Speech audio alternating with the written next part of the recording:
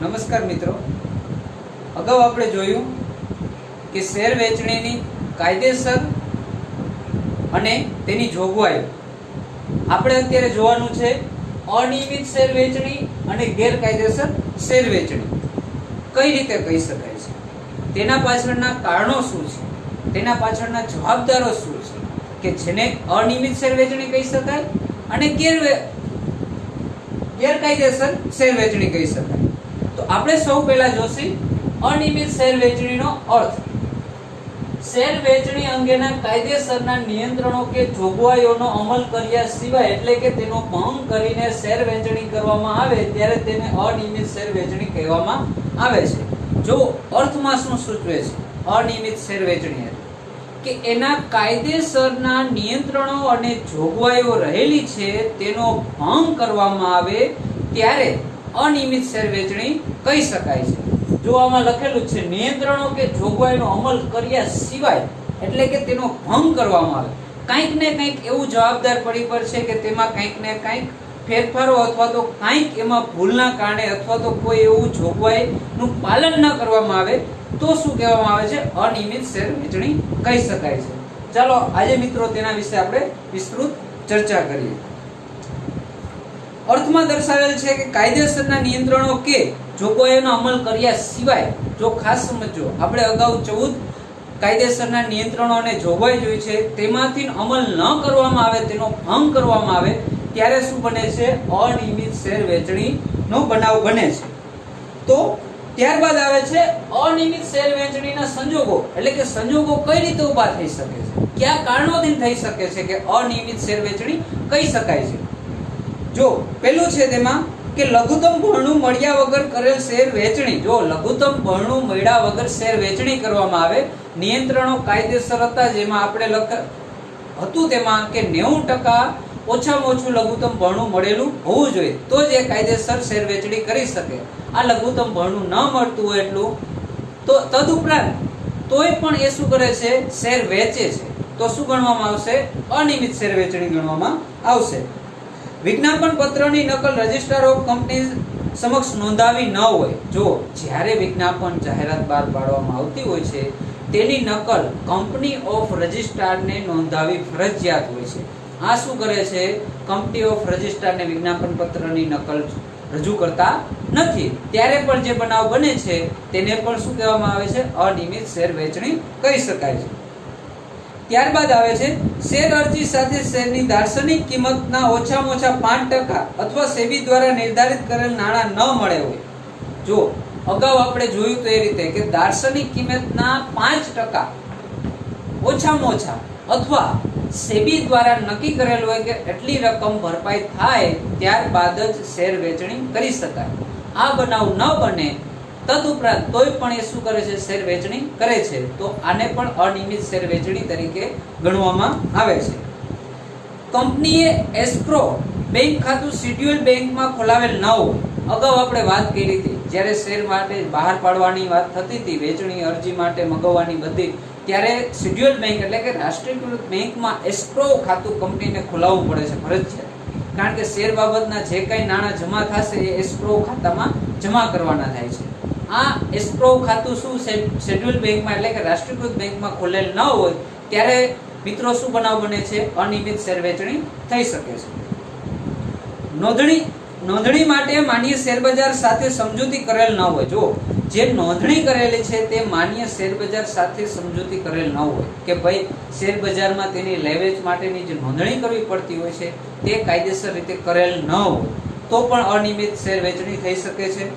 ત્યારબાદ છે ડિપોઝિટરી સાથે સમજૂતી કરેલ ન હોય. ખાસ સમજો, ડિપોઝિટરી એટલે અગાઉ પણ મેં વાત કર્યું હતું કે અરજદાર વતી અભૌતિક સ્વરૂપનું ડીમેટ ખાતું ખોલાવવામાં આવે છે અને તે સેબી દ્વારા માન્ય કોઈ સંસ્થા કે કંપની હોય છે તેને ડિપોઝિટરી તરીકે ઓળખવામાં આવે છે. તે ડિપોઝિટરી જે તે અરજદારના ખાતામાં શું કરે છે શેર જમા કરે છે અને SMS ને ઈમેલ દ્વારા તેને જાણ કરવામાં આવે છે કે તમારા શેર કેટલા મંજૂર થયા છે કે ના મંજૂર થાય તેની જાણ કરવામાં આવે છે ડિપોઝિટરી દ્વારા છે.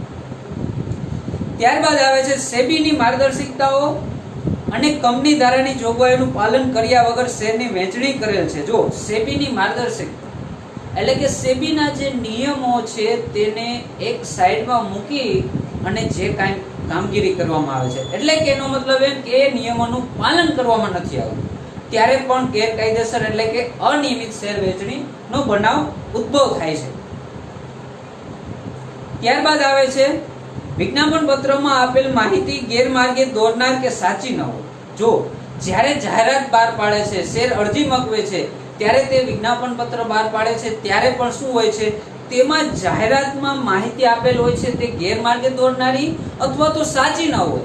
આવો બનાવ બને છે ત્યારે પણ શું કહેવામાં આવે છે, અનિયમિત શેર વેચણી કહી શકાય છે. આ અનિયમિત શેર વેચણીના સંજોગો આપણે જોયા કે જેના કારણે અનિયમિત શેર વેચણીના બનાવો બની શકે છે આટલા પ્રમાણે.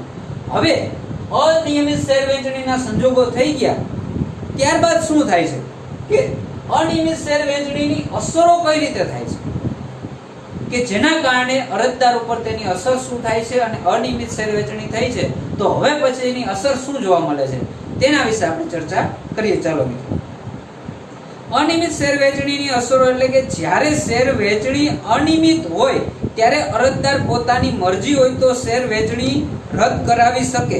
જો અનિયમિત શેર વેચણીની ખબર પડે અરજદારને કે આ અનિયમિત શેર વેચણી છે તો અરજદાર પોતે પોતાના શેર મળ્યા છે એ રદ પણ કરાવી શકે છે અને પોતે શેર પર ભરેલા નાણાં પાછા મેળવી શકે છે, એટલે કે શેર ઉપર જે નાણાં એટલે કે રકમ ભરેલી છે તે પાછી પણ મેળવી શકે છે.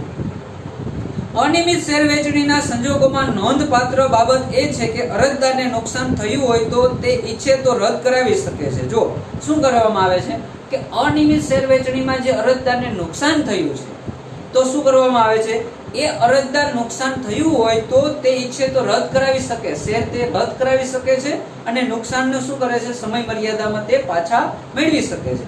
તે રદબાદલ અંગે સમય મર્યાદા નક્કી કરવામાં આવે છે કે જો અરજદાર ધારે તે ખબર પડે કે અનિયમિત શેર વેચણી થઈ છે તો એ રદ કરાવવા માંગે તો એની સમય મર્યાદા હોય છે, કેટલા સમયમાં કઈ રીતે એ રદ કરાવવા તે વિશે આપણે ચર્ચા કરીએ. ચાલો મિત્રો, કાયદેસરની પ્રથમ સભા ભર્યા પછીના 2 માસ સુધીમાં શેર વેચણી રદ કરવા માટે અરજી કરી શકાય છે. જો કાયદેસરની પ્રથમ સભા બોર્ડ ઓફ ડિરેક્ટરની કે શેર હોલ્ડરો સાથે તમામ પહેલી પ્રથમ સભા એટલે કે સામાન્ય સભા ચાલુ થાય ત્યારથી 2 માસની અંદર શું કરવામાં આવે છે, શેર વેચણી રદ કરવા માટેની અરજી એપ્લિકેશન કરી શકાય છે 2 માસની અંદર. ત્યારબાદ બીજો મુદ્દો છે, જો કાયદેસરની પ્રથમ સભા ભરાઈ ગયા બાદ શેરની વેચણી કરવામાં આવી હોય તો વેચણીની તારીખ પછીના 2 માસમાં શેર વેચણી રદબાતલ કરાવી શકાય છે. જો પહેલી સભા ભરાઈ ગઈ હોય ત્યારબાદ વેચણી થઈ હોય અને જે વેચણીની તારીખથી 2 મહિનાની અંદર રદબાતલ એટલે કે રદ કરવા માટેની અરજી કરી શકાય છે. વિચાર કરજો કે ઓલી સામાન્ય સભાથી 2 માસ હતા અને આ વેચણીની તારીખથી 2 માસના સમય સુધીમાં રદ કરાવી શકાય છે. ત્યારબાદ આવે છે ત્રીજું, કોઈ સંચાલક જાણીબૂજીને કાયદેસરની વેચણીની જોગવાઈનો ભંગ કરે અથવા અન્ય કોઈને તેમ કરવા દે તો આવી અનિયમિત શેર વેચણીના પરિણામે કંપનીને કે શેર હોલ્ડરોને જો કોઈ નુકસાન થાય કે ખર્ચ થાય તો તે ચૂકવવા સંચાલક અંગત રીતે જવાબદાર છે. જો શું કહે છે, કોઈ સંચાલક હોય જાણી જોઈને પોતે કાયદેસર જે નિયમો છે એનો ભંગ કરે અથવા તો બીજા દ્વારા થતો હોય તો એના ઉપર નિયંત્રણ ન રાખે અને આ કામગીરી થતી હોય છે ત્યારે સંચાલક જવાબદાર ગણવામાં આવે છે. પરંતુ આ રીતે નુકસાન વળતર મેળવવાની જરૂરી કાર્યવાહી શેરની વેચણી પછી 2 વર્ષની મુદતમાં શરૂ કરવી જોઈએ. જો આ રીતે નુકસાન થયું હોય તો શું કરવામાં આવે છે કે કાયદેસર રીતે કાર્યવાહી શેરની વેચણી 2 વર્ષની મુદતમાં શરૂ કરી શકાય છે કે જેના કારણે નુકસાન થયું છે તો એ નુકસાન ભરપાઈ કરી શકાય છે. હવે આપણે અત્યારે શું જોયું છે મિત્રો કે અનિયમિત શેર વેચણીનો અર્થ, અનિયમિત શેર વેચણીના સંજોગો અને અનિયમિત શેર વેચણીની અસરો કઈ રીતે થાય છે. આ 3 મુદ્દાઓ પર આપણે ચર્ચા કરી મિત્રો. હવે આપણે ચર્ચા કરવાના છે ગેરકાયદેસર શેર વેચણીનો કઈ રીતે કરવામાં આવે છે તેના વિશે. આપણે અગાઉ જોયું અનિયમિત શેર વેચણી. હવે આપણે જોવાનું છે ગેરકાયદેસર શેર વેચણી, કે જેના કારણે ગેરકાયદેસર કઈ રીતે કહી શકાય છે અને શેર વેચણી કયા મુદ્દાના આધારે થઈ શકે છે. જો મિત્રો, અનિયમિત શેર વેચણીમાં અર્થ હતો એનો કે જે નિયંત્રણો અને જોગવાઈઓ છે તેનો યોગ્ય પ્રમાણમાં ખરેખર અર્થ ન થતો હોય, અથવા તો તેનો ભંગ થતો હોય, અથવા તો કંઈક એવો બનાવ બનતો હોય કે જેના કારણે એ નિયમો અને જોગવાઈનું ઉલ્લંઘન કરવામાં આવતું હોય, ભંગ કરવામાં આવતો હોય, ત્યારે અનિયમિત શેર વેચણીના બનાવ બનતા હોય છે. પરંતુ ગેરકાયદેસર શેર વેચણીના બનાવ કઈ રીતે બને છે તે જોઈએ આપણે. ગેરકાયદેસર શેર વેચણી એટલે કે શેર વેચણી એ શેરધારક અને કંપની વચ્ચે થયેલો કરાર છે, અને આવો કરાર સંપૂર્ણ કરાર ત્યારે જ કહેવાય કે જ્યારે તેના આવશ્યક તત્વોની હાજરી હોય. એટલે કે આવા આવશ્યક તત્વોનો અભાવ હોય અને જો શેર વેચણી થાય તો તે ગેરકાયદેસર કહેવાય છે. જો શું કહે છે, કંપની અને અરજદાર વચ્ચેનો એક સંપૂર્ણ કરાર તરીકે ગણવામાં આવે છે, અને આ સંપૂર્ણ કરાર ત્યારે સંપૂર્ણ કહી શકાય છે કે એમાં રહેલા આવશ્યક તત્વોનો પૂરેપૂરો ઉપયોગ થતો હોય અને તે પ્રમાણે કાયદેસર ચાલતું હોય ત્યારે કહી શકાય છે. જો આવશ્યક તત્વોનો અભાવ હોય, અથવા તો તેનો ભંગ થતો હોય, અથવા તો કાંઈક એવું થતું હશે કે જેના કારણે એ ગેરકાયદેસર બને છે, તો કઈ રીતે બને છે આપણે તેના ઉપર ચર્ચા કરીએ. ચલો મિત્રો, શેર વેચણી એ શેરધારક અને કંપની વચ્ચે થયેલો કરાર છે, અને આવો કરાર સંપૂર્ણ કરાર ત્યારે જ કહેવાય કે જ્યારે તેના આવશ્યક તત્વોની હાજરી હોય. એટલે કે આવા આવશ્યક તત્વોનો અભાવ હોય, અને જો શેર વેચણી થાય તો તે કાયદેસરની શેર વેચણી ગણાય નહીં. તો કઈ શેર વેચણી ગણાય છે? તેને ગેરકાયદેસરની શેર વેચણી કહી શકાય છે. નીચેના તત્વો ન હોય તો શેર વેચણી ગેરકાયદેસર ગણાય, જે શરૂઆતથી જ રદબાતલ ગણાય છે. કયા તત્વો છે જેને નીચેના તત્વોનું સંપૂર્ણપણે પાલન કરવાનું હોય છે? અને એ તત્વો રહેલા છે દરખાસ્ત, દરખાસ્તનો સ્વીકાર, સ્વીકારની જાણ. હવે છે ખાસ સમજો મિત્રો, આ તત્વોની જ એક સંપૂર્ણ જવાબદારી છે. જો આ રીતે ન હોય તો શું ગણવામાં આવશે? ગેરકાયદેસર શેર વેચણી થઈ કહેવાય છે. તો પેલું છે આપણે દરખાસ્ત આવે છે. અરજદાર એટલે કે જે ભવિષ્યમાં શેરધારક બનવા ઈચ્છે છે તેણે કંપની સમક્ષ શેર ખરીદવા માટેની અરજી કરેલી હોવી જોઈએ. આવી અરજી દરખાસ્ત ગણાય છે. જે અરજદાર છે, જે કંપનીનો શેર હોલ્ડર તરીકે થવા માંગે છે, એ અરજદાર એક અરજી કરેલી હોવી જોઈએ શેર ખરીદવા માટેની, એટલે કે દરખાસ્ત કરેલી હોવી જોઈએ. તો એ અરજી માન્ય ગણવી કે નહીં એ ત્યાર પછીનો નિર્ણય છે, પણ અરજી કરવી એક મહત્વ દરખાસ્ત તરીકે ગણવામાં આવે છે. આ પણ એક તત્વ તેમાં રહેલું છે કે જો અરજી ન કરી હોય ને તે વ્યક્તિને તમે શેર ફાળવી દો તો એ ક્યાંનું કહેવાય છે? ગેરકાયદેસર ગણાય છે. ત્યારબાદ આવે છે દરખાસ્તનો સ્વીકાર. એટલે કે જે અરજદાર અરજી કરે છે એ દરખાસ્ત થઈ, તો દરખાસ્તનો સ્વીકાર હવે કઈ રીતે થાય છે તેના ઉપર ચર્ચા કરીએ. અરજદારે જો અરજી કરેલી હોય તો તેનો સ્વીકાર કંપનીએ કર્યો હોય તે જરૂરી છે. સંચાલકો શેર મંજૂરનો ઠરાવ કરે ત્યારે દરખાસ્તનો સ્વીકાર કંપનીએ કર્યો તેમ ગણાય છે. જો કંપનીએ સ્વીકાર કર્યો છે, સંચાલક મંડળે તેઓ જાણ કરે અથવા તો ઠરાવ એવો પસાર કરે કે ભાઈ તમારી અરજી માન્ય છે, મંજૂર છે. હવે ત્યાર પછી શું નિર્ણય લેવો એ અલગ વાત છે, પણ તમારે જે અરજી કરેલી છે, દરખાસ્ત કરેલી છે, એનો અમે સ્વીકાર કરીએ છીએ. આ પણ એક ઠરાવ પસાર થયેલો હોવો જોઈએ કે જેના કારણે આ એક તત્વ રહેલું છે કે જો આની કમી ગણાય તો શું કહી શકાય છે? તેમના શેર વેચણી કરવામાં આવે તો એ પણ ગેરકાયદેસર વેચણી થઈ કહેવાય છે. ત્યારબાદ આવે છે સ્વીકારની જાણ. જો સ્વીકાર થઈ જાય તો તેની જાણ પણ કરવી પડે છે અરજદાર. કંપની અરજદારને શેર અરજીના સ્વીકારની જાણ કરવી જોઈએ. જ્યારે કંપની મંજૂરી પત્રક મોકલે તો તે દરખાસ્ત સ્વીકારી છે અને તેની જાણ કરી છે તેમ ગણે. જો કંપની શું કરે છે કે અરજદારને શેરની અરજી સ્વીકારી લીધી છે અને તેની જાણ કંપનીએ મંજૂરી પત્રક મોકલી અને દરખાસ્ત સ્વીકારી છે તેની જાણ કરવી ગણાય છે. એટલે કે એક કરવી પડે છે. શું કામે કરવી પડે છે? એનો સ્વીકારની જાણ ક્યારે ખબર પડે છે કે અરજદારને કે ભાઈ મેં શેર માટેની અરજી કરેલી છે, તો એ મંજૂર થઈ છે, એ સ્વીકારાય છે કે શું થયું છે તેની જાણ અરજદારને કરવી પડે છે. હવે પછી મુદ્દો આવે છે અવેજ.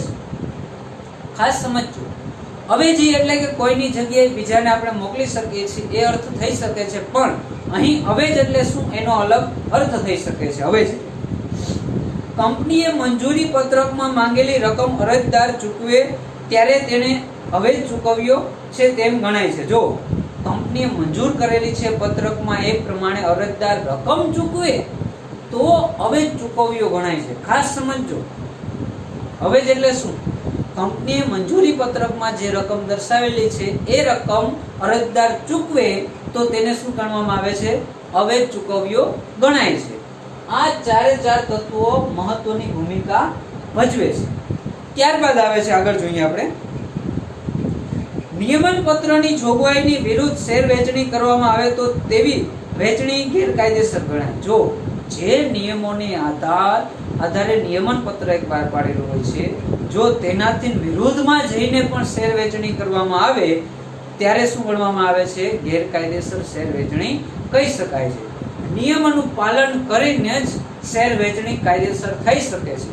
તદુપરાંત જે શેર વેચણી થતી હોય તે અનિયમિત પણ શેર વેચણી થઈ શકે છે અને ગેરકાયદેસર વેચણી પણ થઈ શકે છે. આ બે રીતે થાય છે, પણ ખરેખર તો જ્યારે નિયમિત શેર વેચણી થાય છે એ જ વધારે માન્ય ગણવામાં આવે છે. સંચાલકો વ્યક્તિગત રીતે શેર વેચણી કરે તો તે ગેરકાયદેસર ગણાય. કંપની ધારા મુજબ સંચાલક મંડળ દ્વારા જે શેર વેચણી થઈ શકે છે. જો શું કહે છે? જો કંપનીનો સંચાલક છે એ વ્યક્તિગત રીતે પોતે ખુદ વ્યક્તિગત રીતે શેર વેચણી કરે છે તો શું ગણાય છે? ગેરકાયદેસર ગણાય છે વેચણી. કંપની ધારા મુજબ સંચાલક મંડળ દ્વારા શેર વેચણી થઈ શકે છે. જો કંપની ધારા મુજબ સંચાલક મંડળ દ્વારા થઈ શકે છે, બોર્ડ ઓફ ડિરેક્ટર દ્વારા થઈ શકે છે. સંચાલક એક પોતે વ્યક્તિગત રીતે શેર વેચણી કરી શકતો નથી. એનું કારણ છે કે લીડ મેનેજર હોય છે, કંપની સેક્રેટરી પણ હોય છે, સિન્ડિકેટ મેમ્બર હોય છે અને કંપનીના તમામ એટલે કે બોર્ડ ઓફ ડિરેક્ટર પણ હોય છે. આ તમામ નિર્ણયો કરીને ત્યારબાદ એનું વેચણી પત્રક અને ત્યારે પ્રોસેસ થઈ શકે છે અને ત્યારે વેચણી થઈ શકે છે. બોર્ડ ઓફ ડિરેક્ટર એટલે કે આખું સંચાલક મંડળ બેસે છે ત્યારે થઈ શકે છે. કોઈ એક સંચાલકથી શેર વેચણી થઈ શકતી નથી. માન્ય શેર બજારમાં કંપનીના શેરની નોંધણી અંગેની આવશ્યક જોગવાઈઓનો ભંગ કરવામાં આવે અને શેર વેચણી થાય તો તે ગેરકાયદેસર ગણાય છે. જો માન્ય શેર બજારમાં જેની નોંધણી અંગેની આવશ્યક જોગવાઈનો ભંગ કરવામાં આવે છે કે માન્ય શેર બજારમાં શેર માટેની લે-વેચ કરવા માટેના નિયમો હોય છે, જો એ નોંધણી સમયે ફેરફાર અથવા તો તેમાં ભંગ કરવામાં આવે તો પણ એ શું ગણવામાં આવે છે? ગેરકાયદેસર શેર વેચણી કહેવામાં આવે છે. આ રીતે શું થઈ શકે છે? ગેરકાયદેસર શેર વેચણી થઈ શકે છે. ગેરકાયદેસર શેર વેચણી સાબિત કરવા માટે અરજી કરવી જરૂરી નથી. જો ગેરકાયદેસર શેર વેચણી થઈ હોય તો એના માટે અરજી કરવાની જરૂર નથી રહેતી. ઓટોમેટિક જ ખબર પડે છે કે આ ગેરકાયદેસર જ છે. જ્યારે કંપની ધારાની કે અન્ય કોઈ કાયદાની કોઈ પણ જોગવાઈનો ભંગના કારણે પ્રાથમિક રીતે જ શેર વેચણી રદ ગણાય ત્યારે તેવી શેર વેચણી આપોઆપ ગેરકાયદેસર ગણાય છે. જો ખાસ સમજો મિત્રો, શું કહે છે? કંપની ધારાની કે અન્ય કાયદાની કોઈ પણ જોગવાઈનો ભંગ ના કારણે પ્રાથમિક રીતે શેર વેચણી રદ ગણાય ત્યારે તેવી શેર વેચણીને શું કહેવાય છે? ગેરકાયદેસર શેર વેચણી ગણવામાં આવે છે, આપોઆપ ગણવામાં આવે છે. કારણ કે તેના નિયમો અને જોગવાઈનો ભંગ કરવામાં આવે છે અને એ ભંગ કરવાના પ્રાથમિક તારણથી જ એ શું ગણવામાં આવે છે કે એ ગેરકાયદેસર શેર વેચણી થઈ કહેવાય છે. હવે મિત્રો આપણે જોઈએ કે આ હતી શું?